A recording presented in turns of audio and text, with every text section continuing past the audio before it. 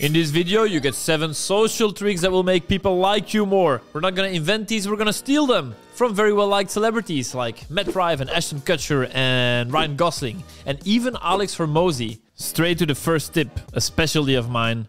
Play dumb, it'll make you look smarter. We often think that people will like us more if we're very cool or if we come across as very cool or very smart, intelligent, but the opposite is actually true. If you are trying really hard to come across as cool or intelligent, people are likely gonna see you as uncool and dumb.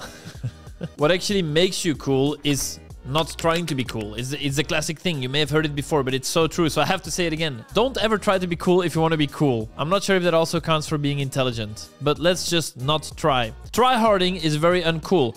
And knowing this, we can take it one step further. Instead of not trying to be cool or smart, you can purposely try to be not cool or smart. And that will work. That is when people will be like, hey, this guy is pretty funny. He's pretty witty. He seems quite intelligent. And you know who's really good at that? Theo Vaughn, that guy that you've heard of if you didn't live under a stone. Let's look at a clip. We get naked, and they both just start cackling. Oh, wow. With laughter when they see my body. Oh. But I'm laughing too, right? But I did it anyway, but the whole time... Why? You'd seen your body before. They've never seen my body, though. Right, but what are you laughing at? Because they're laughing at my body. Oh, okay. They're laughing so hard, it makes me want to laugh. I thought you've been waiting your whole life to see your body, and this is when you decided to do it. No, that's not it. I had seen my body. Do I have mirrors? Newsflash.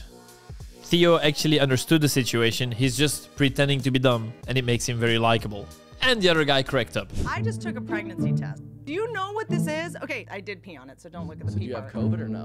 Like, what's... Tip number 1 is say more dumb stuff. And we're gonna actually see a really good, more sophisticated version of this later in the video by Ashton Kutcher, one of my favorite clips of all time. Guys, what I mostly like about playing dumb and how I've always done it myself in my own dates is when you just say dumb stuff, you lower the bar for everyone around you. It's like, oh, this guy isn't taking himself too seriously. I guess I can let my guard down too. I guess I can also just have fun and don't have to impress everyone around me. Try it sometime, it works. Tip number 2. Master your tonation. For this tip, we'll look at someone you didn't expect to see in a dating video, Alex Hormozy. For all you business bros out there, you know who he is. For everyone who doesn't know who he is, he's a very small guy with extremely big muscles, and he's really good at making money. But he's also doing something that makes women addicted to him, and that is using his tonation in a very clever way. Let's look at a clip. And when you look at this clip, don't even pay attention to what he's saying, just listen to how he's saying it. So the first thing we say is, well, what if they say no? 1 out of 3 times they'll be like, well, I'd probably do it anyway. So we're like, let's get started. Boom, it's done. Very good, right? Very compelling the way he's like whispering and then he's speaking with a very high voice. And I know from the guys coming into my course that they'll have a tough time applying something like this, because what most guys want to do when they want to get better with women, they think they have to be very cool, very fucking alpha all the time. And they constantly want to speak with a very low voice. For the next date, I'm only going to speak like this. What do you want to drink, girl? I'll make the choice for you.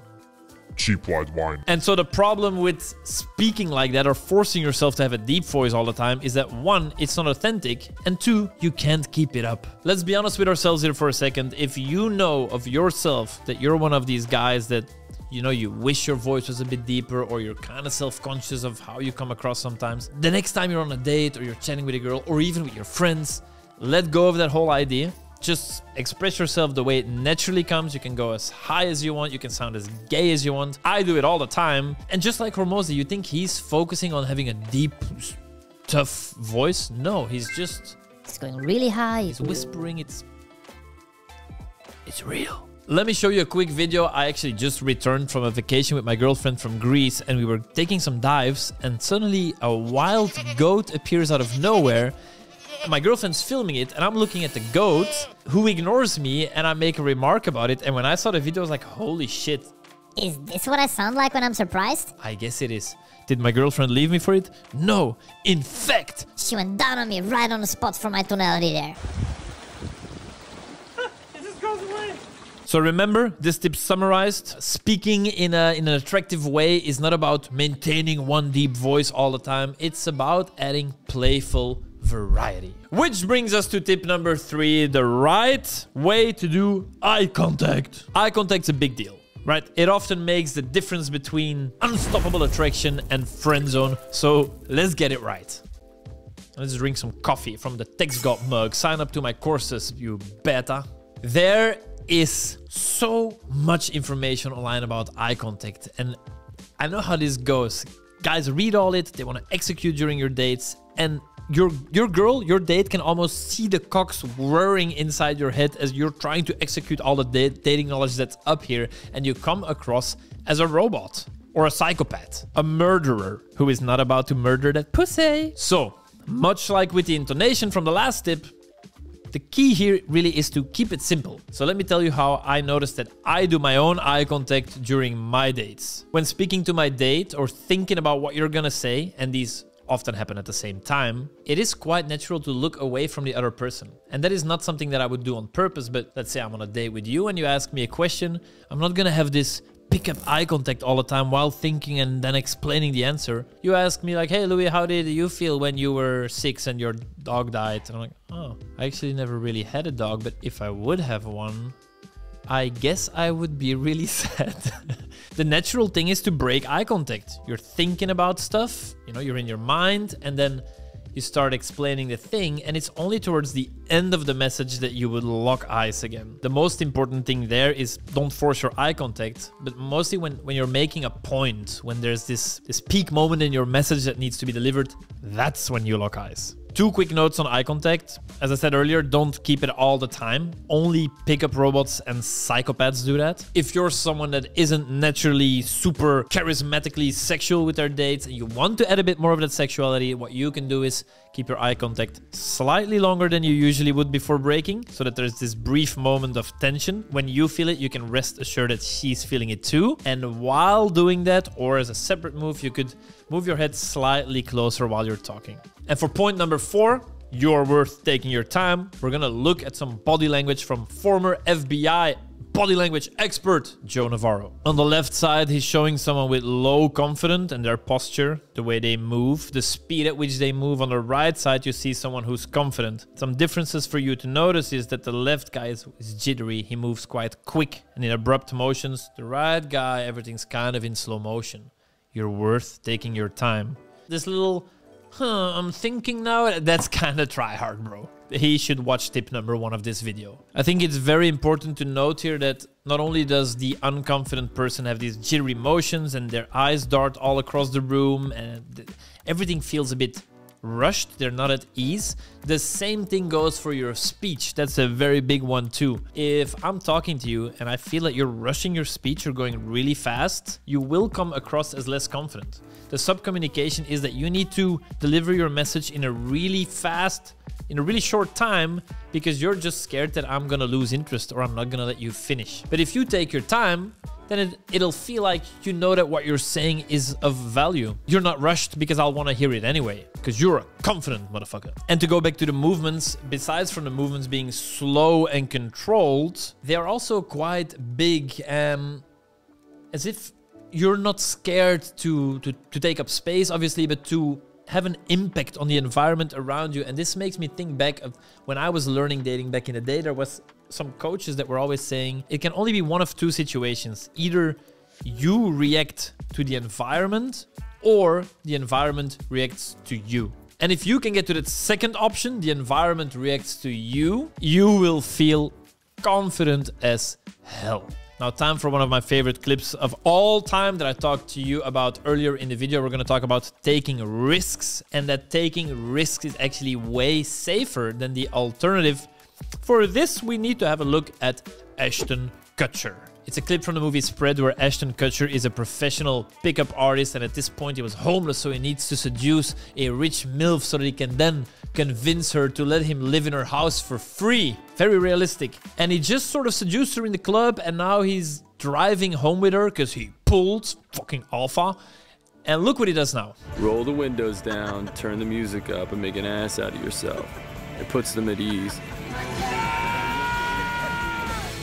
Man, I honestly think it's really well acted by the woman as well. He's like, roll the windows down, turn the music up, and make an ass out of yourself. It puts them at ease, and it is so true, and it ties back again to that point earlier on. He's not trying to say super clever things or look very cool. To the opposite, make an ass out of yourself. Don't be afraid to embarrass yourself. It puts them at ease, and it really does. Guys, if you get to know me better, I say and do a lot of dumb stuff. People enjoy it so much. It's like, I can be a clown around this guy too. I can let go. I don't have to be this super serious business girl. Okay, on a slightly more serious level about this clip and this tip, there are 2 levels to this. The first level is, yes, I know your brain's gonna be like, but if I act like this, there's just a risk that she'll see me as an idiot and then I lose the girl. True, but have you ever considered that the other option is a way bigger risk? If you're gonna keep things safe and you're asking about her work and you're asking about her day and you're just staying within the little lane that is accepted, there is a way bigger chance that this girl's just gonna be bored. That's how you get friend zoned. That's literally what 95% of guys do. And that's also why nice guys are always so angry that she chooses the asshole, because the asshole is not walking in that little well-behaved line. He is doing that dumb stuff that makes you guys be like, why does she want that dumb guy? Like, he's not even smart. He's not saying anything cool. He's taking your girl, bro. Be dumber. Control yourself less. Mind you, you don't have to be crazy all the time. A short spike of this more nonsensual behavior is good enough every once in a while. But also good to keep in mind that it is better to be sort of weird, out of the norm first, and then be normal, more sensible later. And then the second level to this, I want to tell you that if you watch this clip of Ashton Kutcher doing this sort of stuff and you really feel like deep down you hate everything he does, and you can be true to yourself and you feel that it's not because he's maybe getting things or capable of things that you don't have or capable of doing, but you just, that's really not you, then you don't have to do it. But at the same time, if you do feel that urge sometimes to let go, to not just walk within the lines all the time, and you're not doing it because it is out of your comfort zone and it scares you, then please do give it a go. Try it sometime. And this is especially true for the men who complain to me sometimes in my courses that they're going on dates, but the dates don't end the way they want to. They'd love to be capable of taking a girl home after a first date, but it never escalates to that point. This is the type of stuff that you are lacking. And it makes sense, right? Why would she reveal her fun-oriented side, her adventurous side, when you can't even do it first? Which brings us to the next tip. Use radical ownership and you'll never be embarrassed again. You've got to own who you are and how you would like to behave, much like Ryan Gosling in the next clip. Some context, the host of this show found a clip of Ryan as a kid dancing. Ryan has no clue what's coming. You can see on his face that he's kind of nervous, but look how he handles the situation. And how old are you in this one? Old enough to know better. Old enough to know better is how he owns the situation where he did something embarrassing. By the way, I'm not sure if it was really embarrassing. Look at part of his dancing as a kid. I think it's pretty baller. And then what's interesting is what happens next. Ryan noticed that he had a weird outfit in the video. Obviously, he's wearing these baggy hippie pants. And before people could even point that out, should they want to, he owns that embarrassing situation and takes ownership of it. Let's have a look. I wish I could say someone said, here, you have to wear this. But that was my idea. I thought, I have a vision for this number. It's purple and silver hammer pants. I wish I could say the outfit was someone else's idea, but that was me. I was like, I have a vision for this thing. No wonder he gets laid.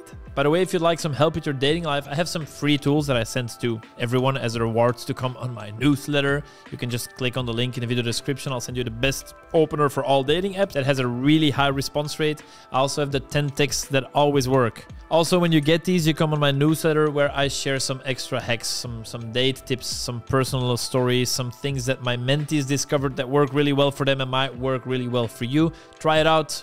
I think it's a really good newsletter. I get tons of positive feedback and compliments on it. Which brings us to tip number 7, which I think is incredibly powerful. It's actually a tip that is in my 12-watt course, but I'll give it to you here for free, or at least part of it. It is always give and give a little extra. When I first started doing this years ago, I coined it flirting with the world, and now it's something that I make all my mentees do with great success. The concept is very simple.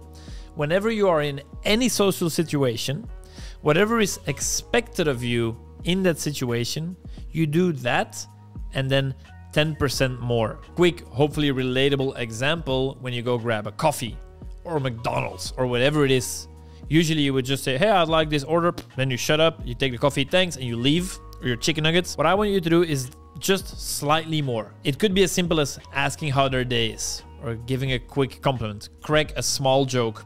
If you do these things repeatedly, not only will you get tons of social momentum, but also if you are a returning customer, people will remember you and they will start liking you. And I have a very cool, impressive story. I once had a client who reached out to me and he said, hey Louis, I'd like to see you do all this stuff that you preach in your emails. I'd like to see it in real life. Can I come over and hang out with you for 1 or 2 days? That is not really a service I offer. I have things to do. And what if he's a weirdo? But I talked a little bit with the guy and I was like, all right, I just put a price on it. The guy flew over all the way from the States to Amsterdam. We spent 1 day together. We shot some photos for his dating profile. We went about our day, and when the day was over and I asked him what he learned and what he liked most about the day, I was really surprised, because what he liked most about the whole day, he was like, Louis, I'm not sure if you know, but we went for coffee, we went for pizza, we went for ice cream, we went for, can't remember what else it was.